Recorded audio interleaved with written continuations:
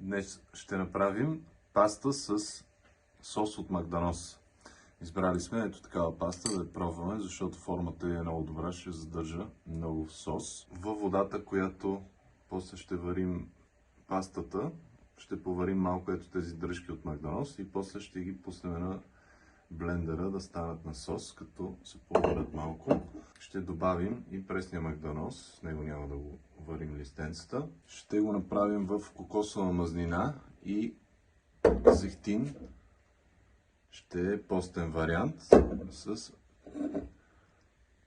леко запечени тиквени семки. На тигана ги слагате за 5 минутки, за да придобият хрупкавост. Ще добавим малко чили. До тук всичко е постно и вече по желание може да се добави сметана и пармезан, за да стане допълнително кремообразно. Слагаме магданозените дръжки в варена вода да се поварят малко, да отпуснат. И тук запичаме тиквените семки. Една лъжица сол. Поварихме магданозените стъбла за 15 минути да умекнат малко и сега ще ги блендираме. В блендера сме сложили половината от тиквените семки, които леко запекахме.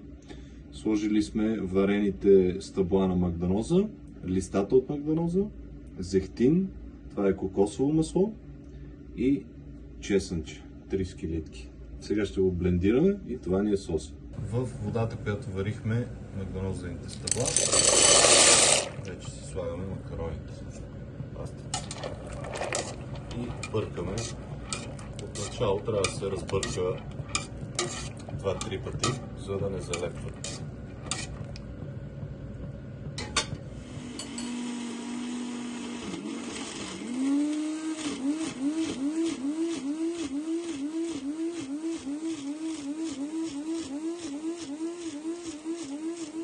Сложихме и малко сметана, каймак и пармезан направо в соса.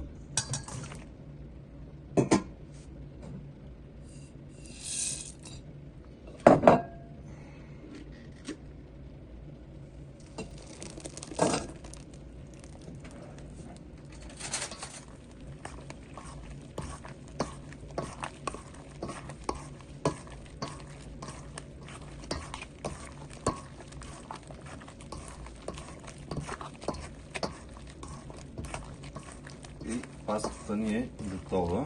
Тя ще попие още от соса и като се сервира, може допълнително малко пармезан да си настъргате за още по-кремообразно.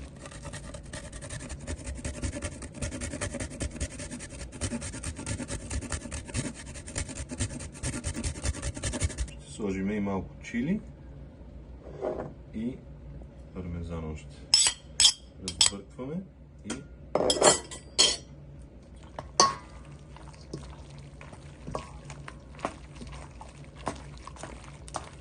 не се притеснявайте, ако соса ви се струва повече, пастата обича сос.